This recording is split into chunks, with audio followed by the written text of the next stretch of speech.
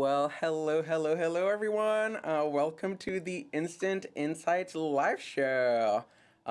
If you don't know me, I'm Joe G. I'm Astrology Hub's podcast producer, and today I have with me Jaime Goldstein and Elodie.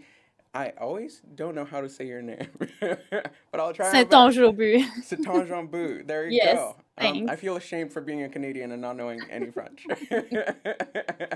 um, so today we're talking about questions about physical, spiritual, and mental wellness.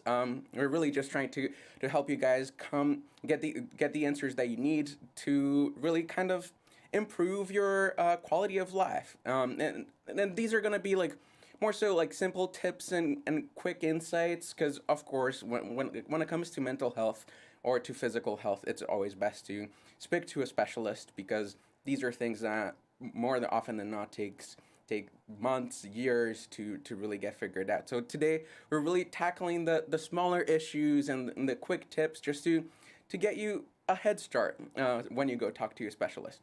So before we get started, I'd love to hear a little bit from you guys. Do you want to introduce yourself to the audience? Tell them a little bit about what you do over at Astrologer Connect, the kinds of readings that you've been getting. Yeah, let's start with you, Jaime. Hi, so I'm Jaime Goldstein, and I'm an intuitive astrologer. So I really weave the technique with my intuition as well. Just a little bit about me pre Saturn return. I practiced in the schools as a school psychologist for 5 years, and then my Saturn return brought me to the path of astrology. And I love offering just a variety of different readings on Astrologer Connect. Yeah. Nice, awesome. What about you, Elodie? So my name is Elodie St-Onge Aubut. I've been an astrologer for about 10 years, and I practice a lot of different modalities these days on Astrologer Connect. I've been taking a lot of instant calls about health stuff. So I always have my encyclopedia of medical astrology next to me because I've been getting a lot of questions related to health. I'm not a medical astrologer, but I'm always interested in seeing where in the chart that can be highlighted.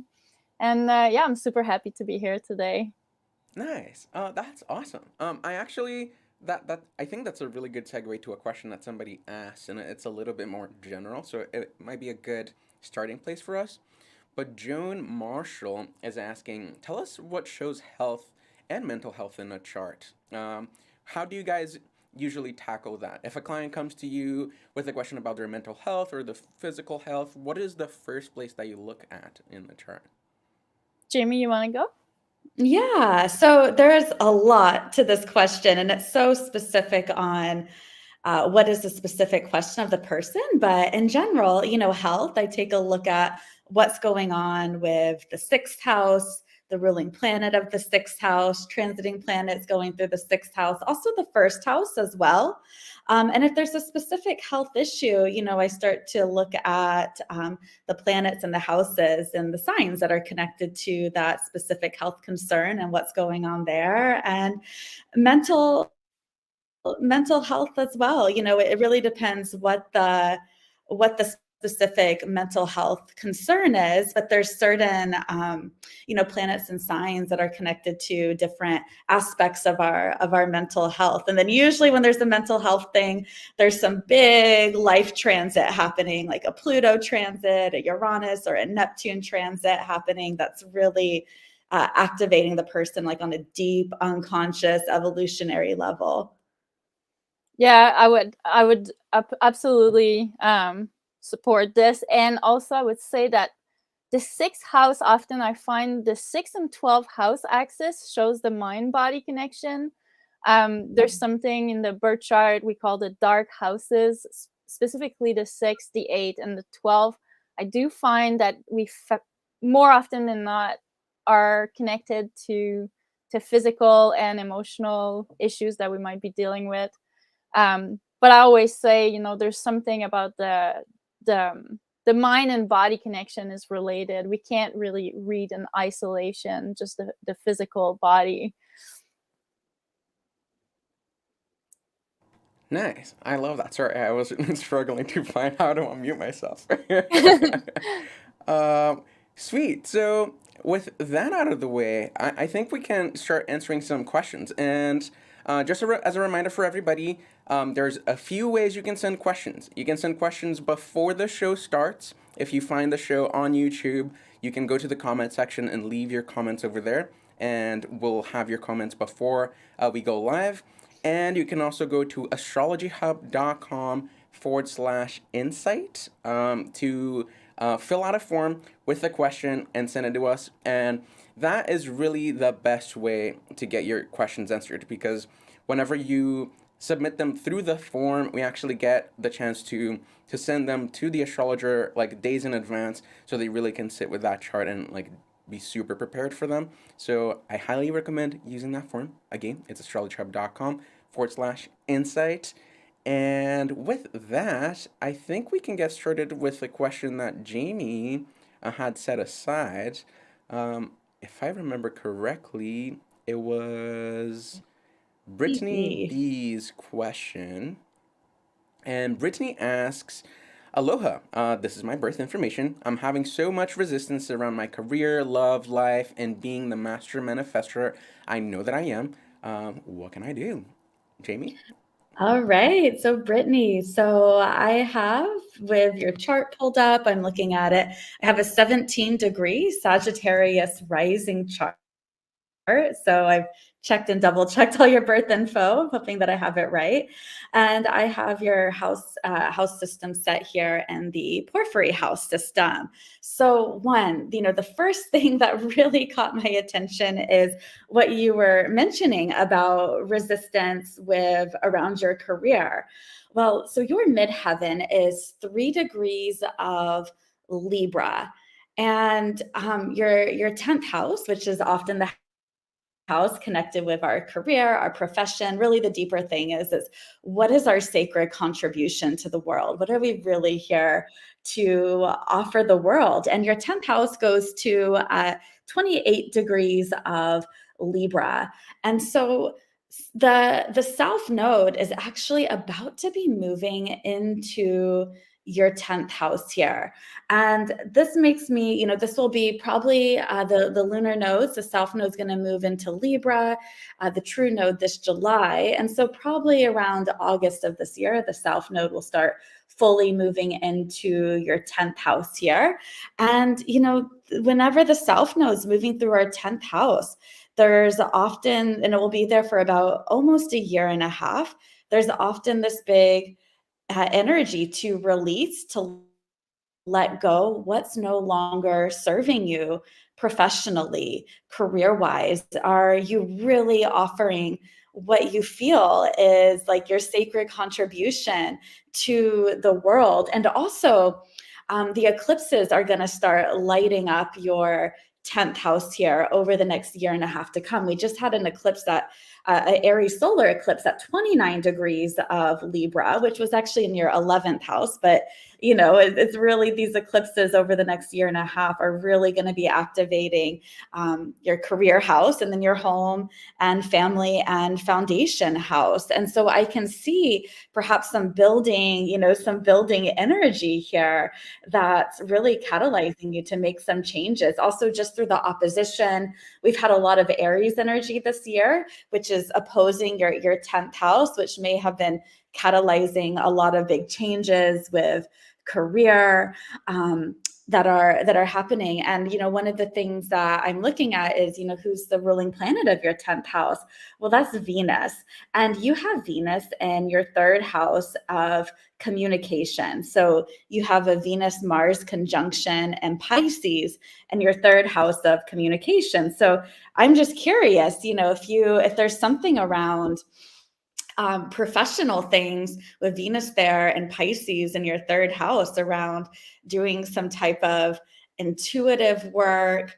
The Pisces, it's like the healer, the mystic, the intuitive, and something around communicating intuitive messages. Pisces can also be this very beautiful, like artistic energy, it can be like the cosmic poet energy. So I'm just so curious about that, if that's like a passion that you're wanting to bring in professionally. And of course, like 10th house Libra, you have this gift, I would imagine, of your interpersonal skills, and also creating beauty and harmony and art. So I'm just curious about that. And then also, Venus, she's the planet of love and relationship. And I know that relationship was something that you were asking about as well. And so, she's in your third house here. And also just intuitively, with Venus being the ruling planet of your 10th house, it also intuitively leads me to believe that if you're really following like what lights you up, what really feels like this is your calling in life, that this could really lead to some type of new relationship manifesting and coming into fruition. I mean, you have Venus, Mars together in Pisces, which is this really that's a powerful indicator of being a manifester. And it comes through really opening up your cosmic channel, your connection to your higher self, the divine realms, and really being that open channel is going to open up your ability to manifest. Yeah, I'm just so curious if this is resonating at all. Awesome. Yeah, Brittany, please let us know in the comments so we can put it up on the chat and you can be part of the conversation. Because I think that it's always best when you're talking to your astrologer back and forth, and the comment section is there for that. Oh, there we go. Brittany just said something. Brittany says, "Ooh, I just lost that comment. Where was it? Oh, there we go." Brittany says, "I'm an aspiring mural artist, writing children's books and uniting the world with love through my artwork. I'm also a Reiki master." Oh, that's awesome. I love that. And there's so much kind of a Venus, being the ruling planet of your 10th house and your third house in Pisces. There's so much around art, writing. I love that. Awesome. Cool. And before we go to the next chart, actually, I saw a question that came through that doesn't so much require a chart, so I think it's a good opportunity that we can open the space for like a conversation between all of us here. But Becky Pierce asks, "Hello, Astrology Hub. My question is, with a 7-planet stellium in Aquarius in my 6th house, should I be worried about Pluto?" Who wants to take that one? Well, it depends the degree of the planets, because Pluto moves so slowly. So obviously, the ingress will be important, but you already dealt with Saturn there for the last 2 years. Pluto's very different in terms of what it does. And yeah, it could be, depending again where the Aquarius planets are, it could be in 5 years, could be in 10 years. But I think you will get your cues. And obviously the astrology is there to tell you what time it is, but it's not something, I always like to say, don't lock yourself into your chart. You're so much more. And it's just kind of like helping you glance at what time it is, but it's not like a fatalistic, testimony for anything. Right. Do you have anything to say, Jaime? I love that. Well, so Pluto just is moving out of my 6th house now. Is that the question about the 6th house? Let's see. Okay, yeah, Yeah, sorry. she I'm has just a 7-planet stellium in Aquarius in her 6th house, and she's wondering if she should be worried about Pluto. Yeah. I have 4 planets in my 6th house. They're in Capricorn, but Pluto just is just moving out of my 6th house now. So I know there are different signs and different planets, but oftentimes when there can be 6th house activation, what people often come to me with fear about is like a fear of, am I going to have some major health thing?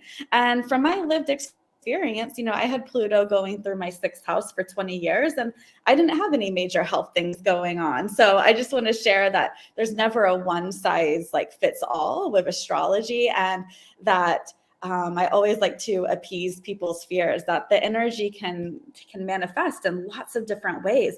It will certainly be a transformative time for you with so many planets there. And it's really, it depends on the nature of the planets that are there. And when probably the few years around Pluto's conjuncting them.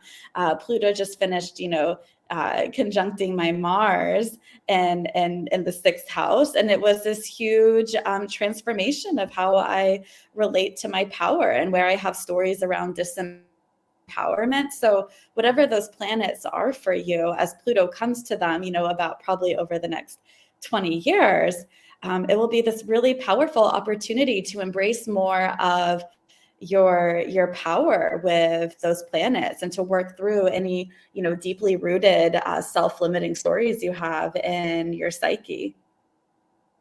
Yeah, that's beautiful. I actually have a follow-up question for the both of you. Like, do you guys have any tips or like tricks to working with a Pluto transit? I don't know if the both of you have had Pluto transits before, but is there like a practice that you have to work through it? Or even just like a little bit of a mantra or like a topic that it's worth exploring, even if it's just like in a meditative state? There's actually a lot The of artist. good literature. Whoops. The what? Sorry, what? Oh no. I was just gonna say Lynn Corner, I think is her family name on the internet. She's working with Pluto sheet is really, really good. It's been around on the internet forever. And it's Pluto tips and obviously taking care of your immune system, making sure like physically making sure that you're ready to weather the changes. Most of the time the changes are coming from you. That's the crazy thing, obviously, when you look at astrology, because you're like, oh my god, Pluto's gonna do this or that, but often the changes are very internal.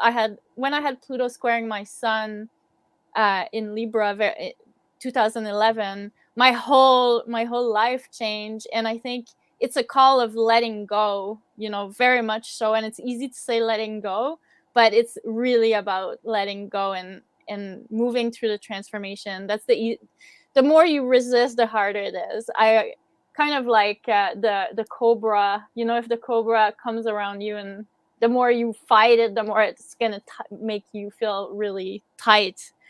So yeah, there's definitely, I always say you have to move with the changes that are wanting to happen. It's gonna make it easier. Right on. Nice. Oh, I All love right. that, Elodie. And I was just going to add, the artist surrender to me is always with the Pluto transit, because Pluto is really any type of Pluto transit is really themes of control are going to come up. And often, where is our ego self trying to control reality and control life? And then the Pluto transit comes around and it really is. We can either surrender to it or it will make us surrender to it, right? And this is where, Elodie, you were speaking some about the resistance. The more we resist the Pluto energy of transformation and alchemy, the harder the transit's going to be. And because Pluto is about power, whatever, the transit, whatever natal planet is getting activated by the Pluto transit, the themes of where are we giving away our power in relationship to that planet in relationship to that planet. So for example, if it's Venus, where are we giving away our power in our relationships, right? With Mars, where are we giving away our power and not going for what we want in life and these kinds of things. And so there's always these themes around surrender and letting go and really letting, Pluto it's the desire at the depth of our soul. So there is this divine will that comes through with Pluto, letting go of the ego and letting that divine will come through. And, one of the best things is to turn that mirror of projection inward. With Pluto, it will often bring up a lot of where are we trying to project things out on others, giving away our power, blaming others, blaming life circumstances. And then the invitation is to turn the mirror inward and really look at what's going on deep within our psyche, deep within our unconscious. And there's this really powerful invitation for transformation through really taking radical responsibility for what's going on that internal level. And Right. often, And I was just Rhiannon gonna also. Oh, sorry. No, go for it. I was just going to add that often we will be attracted to things that are more taboo or behaviors that are not socially acceptable, and that's half the struggle. Often it's witnessing in yourself or your circumstance these things that don't really necessarily fit in the conventional, because Pluto is the underworld, so there is this underworld experience often with Pluto. Yeah. I love that. And sorry, one more thing that's just coming. So I'm seeing a comment from Rhiannon that I think is so brilliant. Yeah, that that's she's what I was gonna read. Oh, okay. I love that.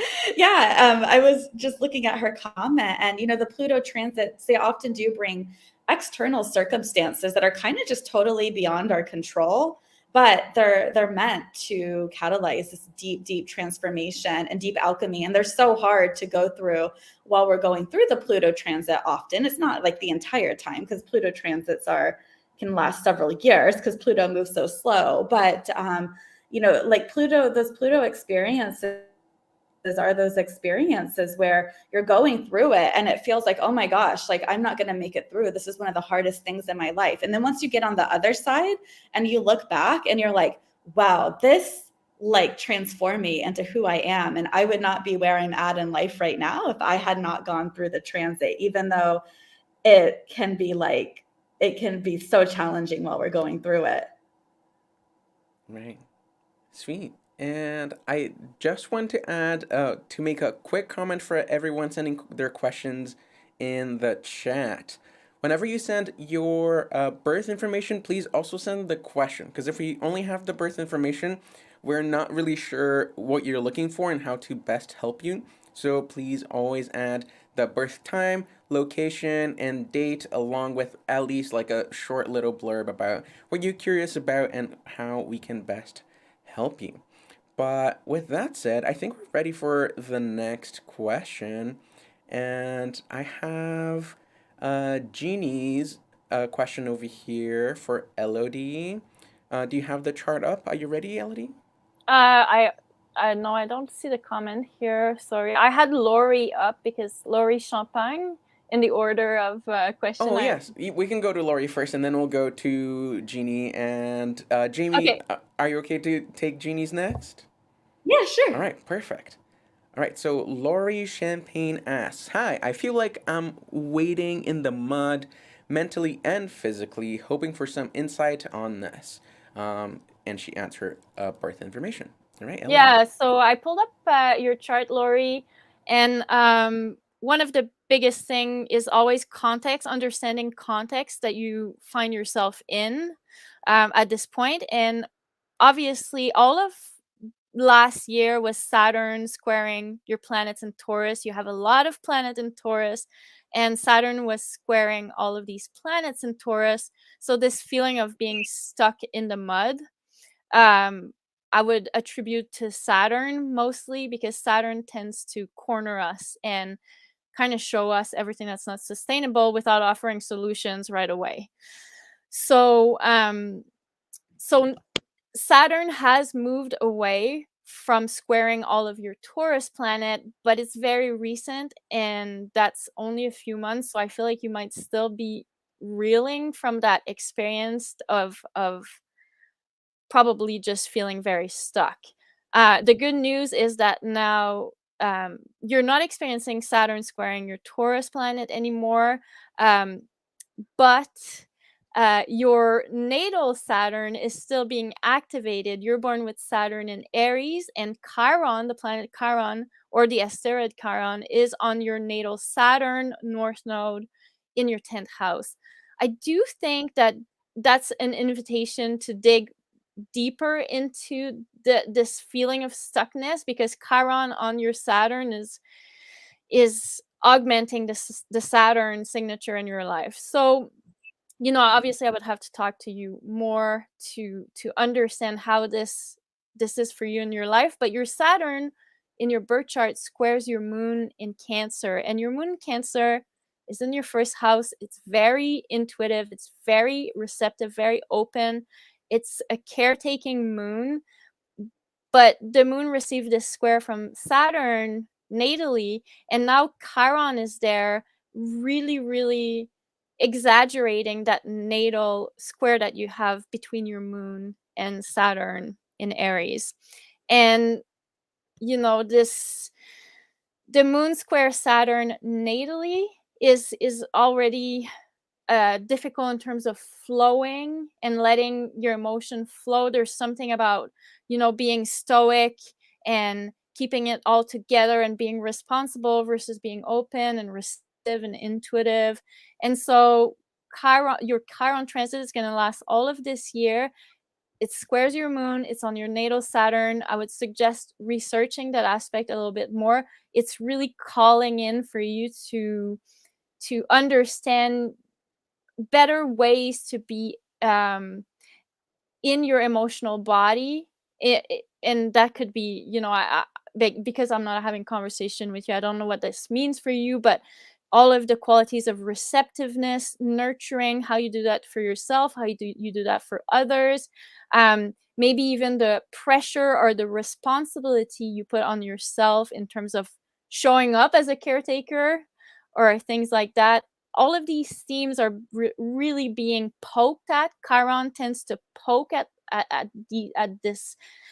It's not so much, you know, it's a process of poking to make it heal, and that's what Chiron does. So I would say, you know, you're on your way. You're emerging from Saturn squaring all of your Taurus planet in the last couple of years.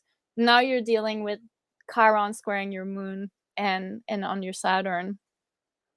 I hope that helps. Sweet. And Lori, please let us know in the comments how that's resonating so far. We'd love to hear from you.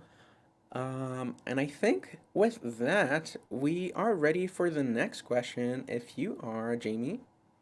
Yeah. Awesome. Well, thank you so much, Elodie, for Yeah, my that. pleasure. That was great. And next question comes from Jeannie. And Jeannie says, "Hi, I'm really torn between setting new goals in my life versus resting and take care of my mental health." I so relate to that one. Wish there could be some tips. Please, Jaime, take it away. Yeah. Oh my gosh. I love this question. And I just personally relate to so much of what you're sharing there. And, you know, it is Gemini season right now. And Gemini season asks us to, instead of looking at things as this or that, to look at them as both and. And so I just invite the invitation instead of perhaps, and you know, Gemini, new perspective, right? Instead of perhaps seeing it from the perspective as I'm doing one thing or the other, right? I'm setting new goals, I'm making progress, or I'm taking care of my mental health. How can you do both at the same time? Because it feels like from your question and just what I intuitively feel is that you have that desire to make some forward movement on something, maybe to put yourself out there and new way, but also, you know, taking care of your mental health is so essential. And I always feel personally, I think it's from my background, that taking care of our mental health first is kind of a priority, because when we're taking care of our mental health, right, our cup is more filled to then go out there and share our gifts. But there's a few things that, you know, just looking at your chart that I think can also give some insight. So with your chart, I have a 25-degree Aries rising, and I have your chart system or house system set up in Porphyry. And in this house system, your moon is in the 12th house, and it's in the 12th house in Pisces. And when you have a moon in the 12th house, right, the moon is going to speak to what do we need for our emotional well-being, our emotional self-care, right? Moon in the 12th house, you're probably just going to need by nature a lot of rest, retreat, time to dream, time to be, time to spend time with nature, time to meditate, right? When you have a 12th house moon, part of your essential emotional well-being is that time to rest, that time to dream, that time to be in retreat. Oftentimes a Pisces moon, you might find yourself very, very energetically sensitive. And when you go out into the world, you might feel that, oh my gosh, I'm feeling everyone else's energy around me, or the energy of the space, and also probably just the energy of what's moving through the collective unconscious. So having that time to be in retreat, to be in your own energy, to be in your own space is really, really essential. And I have a lot of Pisces energy too, and often just giving ourselves permission that this is what we need for mental, emotional well-being is often really essential. Now, something else, Neptune is right on your moon right now. Your moon is at 27 degrees of Pisces. So Neptune is, your moon is really getting activated by Neptune right now. This is like a once in a lifetime kind of transit. You've probably been feeling the energy for a year now, and you'll probably feel the energy for another year. But Neptune on your moon is also probably really opening up your psychic senses, your intuitive senses. So you might actually be feeling a really heightened energetic sensitivity. And so having that time for rest, retreat is really important, but also it's opening up your intuitive gifts. It's opening up your channel with your higher self, your higher realms, your guides, maybe your inspiration, that connecting to the higher vision, the higher dream, the higher inspiration might also be really, really activated right now. And just a few other things that are really kind of like catching my attention here right now is, your lunar nodes are in Aries, Libra. Your north node is 19 Aries and your south node is 19 Libra. And so you're closing out an 18.5-year cycle on your, this like big kind of cycle on destiny, fate, your soul's journey, soul's purpose. And so because the lunar nodes are at the very end of their transit through Taurus, Scorpio, they move backwards through the signs. So on some sense, you're in the closing part of a chapter in your life. And when the lunar nodes move into Aries, Libra here in July of this year, you might start to feel a little bit of the new energy. I can just pull it up really quick. The north node is actually, you're going to have your exact nodal return. I'm just going to pull that up. It will take me just a second to pull up. That's going to be, sorry, it's just taking a moment to pull up. Whoops.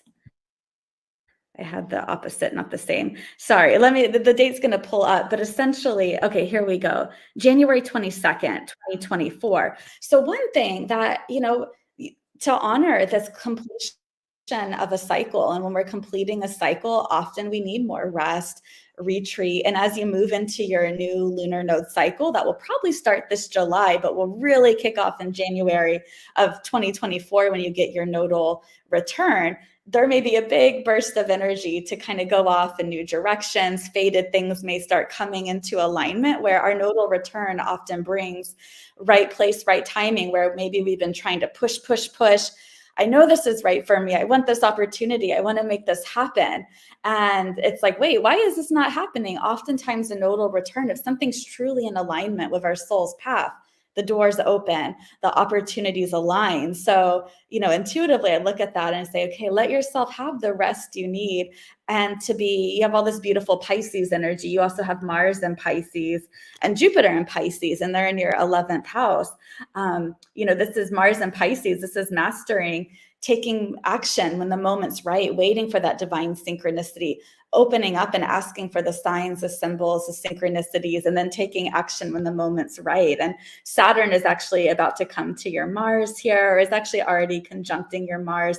Won't officially conjunct your Mars till after the retrograde, but you're feeling it. And with that Saturn coming to your Mars, you're being initiated into taking divine action and really trusting your ability to take divine action. And Saturn and Pisces, it is asking us, Pisces is, we don't push, right? Like so many of us are conditioned. Pisces is about mastering, opening up, letting that divine flow come, that inspiration come, and taking action like with the flow as opposed to pushing against the energy. So yeah, that's kind of what's coming to me here. Awesome. Thank you so much. That was great. I love your ability to just intuit your way into the chart. I don't think that's easy for everybody. It's definitely not easy for me. Whenever you go out, just intuitively, I'm seeing this. I'm like, oh my God. The Pisces energy Yeah. just seeping through. I love it. Oh, thank you. Yeah, Of I'm curious course. to hear from Jeannie, or yeah, Jeannie, to see what she thinks. Yeah, I think I didn't see anything from Jeannie, um, but I saw something from Aubrey, who also had asked a question, and she says, "I have a 12th house moon as well, and we do need more rest and recharge time. Not surprising, our questions are so similar." And I guess that might be like a follow-up question for the both of you. Is that is the moon in the 12th house and rest usually a theme that you play with in every reading, or is there other ways that you can also look at that? Yeah, I call that the rider's moon. I saw that a lot of people with the moon in the 12th house are actually really good riders. I think other astrologers have done studies, but 12th house people in general, people who have important placement in 12th house, need to charge their batteries away from social. So you can be very extroverted, but there's this introversion where you need to step away from people to recharge. I'm a 12th house person myself, so I can vouch for that. But the moon at 12th house specifically, if you look at the chart of a lot of writers, that's a common one. Oh wow, that's so cool. Nice. With that, I think we might be ready for the next question. And the next one I was looking at came from Danica. Are you ready for that one, Yep, I Elodie? pulled out Danica's chart here. Yes. Awesome. All right, so Danica asks, birth information. I've been dealing with health issues since end of October, beginning of November. Not getting much help or support from the doctors. I'm in need of guidance. What's up? So because I don't know what health issues it is, I can't be specific. It's just general. But I'm looking at your chart right now. You have Libra rising, and so the sixth house is Pisces, and I have a moon in Scorpio at 29. So obviously, if I had more information about the specific health things, but I would say regardless, you're going to have Saturn in your sixth house for the next 2 years. So this could be an ongoing theme, not of sickness necessarily, but where you're concerned about health, where you're adjusting diet, where you're adjusting your eating habits, you're testing different ways of taking care of your body, different routine, and things like that. Because the transit of Saturn in your sixth house for the next 2 years will compel you to do that. Now, more extensively, just looking at your moon in Scorpio at 29 degree, it was under a lot of pressure. Saturn was squaring your moon at the beginning of this year. And then there was also the eclipses in Scorpio, and you have 3 planets in Scorpio. So it could be related to some of that too. But again, if I don't know the specificities of the health stuff, but I would just say because Saturn is in your sixth house for the next 2 years, that might be an ongoing process of, adjusting diet, health, things like that. And then Saturn is also squaring your Gemini stellium, all of your planet. Okay? So, it might be a hot topic. Yeah, sorry to interrupt really quick. Yep. Danica actually did add some more information in the chat, and she Oh, says perfect. fatigue and kidney pain are the Kidney. main symptoms. Mm-hmm. Okay, well, kidney is Libra, so and I have Libra rising for you. So usually, just very, very broadly, we associate each body parts with the sign of the zodiac, and Libra rules the kidney. So, obviously, I would probably require a session with you just to really get into the specificities. But I would say that the stress, just broadly speaking, looking at your chart, the pressure of Saturn squaring your moon, and you had your Saturn square also beginning of 2022. This sort of pressure, which is related to like a crossroad moment, whatever stress you've experienced in the last year, um, I feel like it may have taken a little bit of its toll. So it might be stress related also. But again, like I said, with Saturn in your sixth house for the next 2 years, it's a good time to focus on health health habits and eating habits, drinking more water, and like I said, Libra rising kidney is usually textbook. But again, I would have to sit with you and just to go more in depth. Sweet. And that's actually great general advice for anyone who has like very specific health questions, because it's always best to sit with an actual astrologer, with an actual health practitioner, because again, a lot of these issues more often than not take multiple sessions to actually work through. And if you'd like to book a reading with an astrologer, we actually do have a few medical astrologers on our Astrologer Connect platform. And to do so, you just have to go to astrologyhub.com/connect. And you can see a full list of all the astrologers that we have available and book a reading today. And if you also want to book a reading with Elodie or Jaime, all you have to do is go add their name right before that connect. So for Elodie, it would be astrologyhub.com/Elodie Connect. And I think with Jaime, because there's two Jamies in our platform, it's actually Goldstein Connect. So it would be astrologyhub.com/Goldstein Connect to book a reading straight with Jaime. All right. I think we're about to reach the end of the episode, so we don't have too much time to take any more questions. But I had one set aside for Jaime, and I think that one came from Zen Wellness Space. Are we ready for that one? Yeah. Awesome. So Zen Wellness Space says, I feel like my spiritual wellness is a major focus right now at this moment. It's needing my attention. I would love intuitive guidance. And she also adds her birthday information over there on the screen. So with that, Jaime, please take it away. Yeah, beautiful. So I have your chart pulled up, and I have you as a Virgo rising here. Yeah, looks like I have your birth data correct. I was just double checking one more time. Okay, so there's a few things that are catching my attention here when I'm looking at your astrology chart. I just kind of got it pulled up, so I'm still trying to tune in here. So a few things. One, you also have a moon and the 12th house here with the porphyry house system that I have pulled up. And not only that, but right now Saturn is in opposition. Saturn's in your sixth house in Pisces in opposition to your moon and the 12th house in Virgo.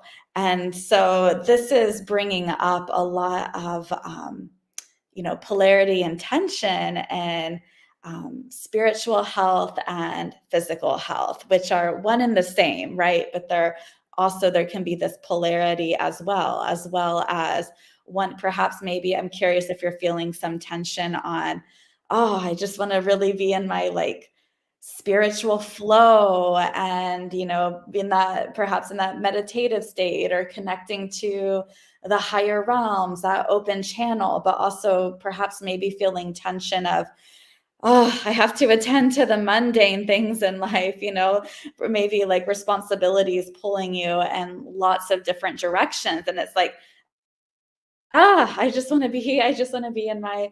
want to be in that, what feels like the spiritual space. And so there's all this tension there, but there's this invitation on how to integrate the two together, right? How to bring the holy into the ordinary, how to really connect to the magic of the mundane, and how to really connect to that through maybe even attending to the responsibilities in life that feel like, oh my gosh, this is distracting me from distracting me from what my spiritual practice or being in my spiritual flow or what I'm wanting to do. How to actually have that be the spiritually kind of expansive experience. I don't know if this is relating at all. This is just kind of like what's coming through, but also, with Saturn just opposite your moon, Saturn, your 6th house opposite your moon and your 12th house, there certainly is this invitation on how to integrate your spiritual health into your daily habits, patterns, routines, into your life more. Maybe to set some, Saturn, we can get initiations around boundaries. So there might be some initiation about how to set the healthy boundaries for yourself to really honor your spiritual health as well. And then something else that's really catching my attention is right now, Neptune and Pisces, right? Pisces is often very connected to our spiritual health as well. Neptune and Pisces is squaring your Chiron and Gemini very closely right now, and also squaring your Mercury and Gemini as well, right? When I hear attention, this is like Mercury, and you have a Mercury Chiron conjunction, and so there's some really, I'm just like kind of tuning in for a moment to feel into this, and you have Chiron, you have Mercury conjunct your midheaven here, and you have this like Chiron Mercury conjunction here. And Neptune is transiting through your 7th house and Pisces right now. I'm just like really tuning into this. There might be some of the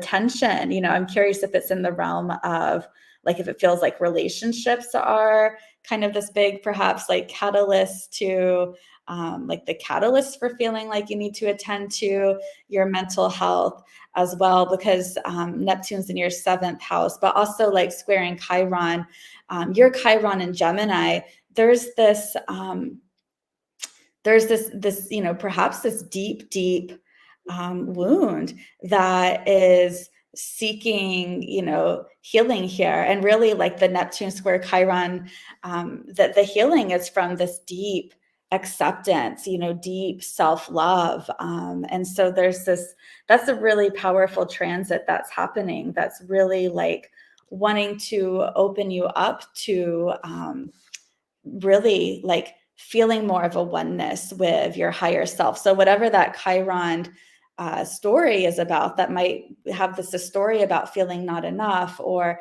not belonging or separate, that Neptune squaring Chiron is really this really powerful invitation to actually, open your heart more to your higher self and feeling that connection and that oneness with it. Yeah. Awesome. And I think Zen Wellness Space even said, I experienced an initiation into boundaries just this weekend. Much needed lesson. I'm in that same space, guys. I totally feel that. All right. I think with that, we've answered all the questions that we could today, but I did see one question that I think might be a good closing question for both of you guys. Jeannie actually asked a follow up question, and she's wondering, how is Saturn and divine initiation connected? Do either of you have any thoughts about Saturn and initiations as a whole? Yeah, I have. Well, so right now, divine initiation, because Saturn is in Pisces, and Pisces is our connection, right? Pisces is oneness, unity, consciousness. It is our connection to the divine realms. And I very much consider Saturn a planet of initiation. Saturn initiates us into maturity, taking more responsibility. Saturn initiates us into more self mastery. And so, to me, Saturn and Pisces, this is divine initiation into being more in alignment with our higher self and the divine flow. Nice. Elodie? Yeah, I love that actually, the divine flow. Yeah, there's something about Pisces that is is all about flow, and Saturn is kind of the anti-flow planet. So we're all invited to move like water. I think I've been saying it's Bruce Lee's quote, "Be like water." One of the martial arts, precept, which is, I think, apt for Saturn in Pisces. It's what you were saying about resistance and Pluto earlier. We could apply that to Saturn and Pisces also, just like being initiated into less resistance. But also, Saturn and Pisces is not like Saturn in Capricorn or Aquarius of the last several years. So we do have the ability to really, I mean, people are dealing with Saturn regardless, but it's definitely not Saturn in Aquarius or Capricorn, in a collective sense. Saturn in Aquarius being, like Saturn entered Aquarius and we went into lockdown, it's textbook Saturn. So I do think Saturn in Pisces is a lot gentler. Right. Nice. Awesome. Well, guys, this was amazing. I had so much fun. I hope you guys had as much fun as I did. And before we go, I actually wanted to show some gratitude for both Jaime and Elodie, and read a couple of testimonials that came through Astrologer Connect from one of the people that had readings with you. I'll read one for Jaime first. And it's so funny because I get to read the testimonials because I'm backstage all the time. And like the personality of like the people that get readings with each astrologer is usually so similar, and you get to see like the style of testimonial that they write for each person. And with you Jaime, it's the best because you have like such a poetic and beautiful way of like talking about things, and your clients seem to have just that as well. So they write this like this poetic and beautiful testimony. I'm like, oh my god, this is the best. So this is for you. My first reading, Jaime helped me understand aspects of my chart I was unclear on. She honed in on my current challenges through my chart and distilled the larger wound I'm facing. She gave me a personalized recommendation based on my values and what I am and where I'm headed. Jaime was amazing, and thanks to Jaime for helping me weave my cosmic tapestry. Oh, I love that. Right? And this one is for Elodie. Elodie was amazing. She brought new insight into what was going on in my life. It made so much sense after talking to her. I loved the reading. She was very approachable, friendly, and I was surprised by how much she was prepared for my questions before I even asked them. So there we go. Thank you so much, Elodie. Awesome. Yeah. Of course. All right, guys. If your questions didn't get answered, there's many ways you can get answers still. The first one, you can always book a reading with either Elodie or Jaime or any of the astrologers on Astrologer Connect.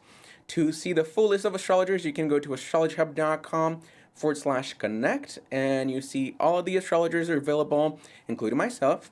And you're also going to and if you want to book a reading directly with Elodie, you just, again, go to Elodie Connect, astrologyhub.com/Elodie Connect.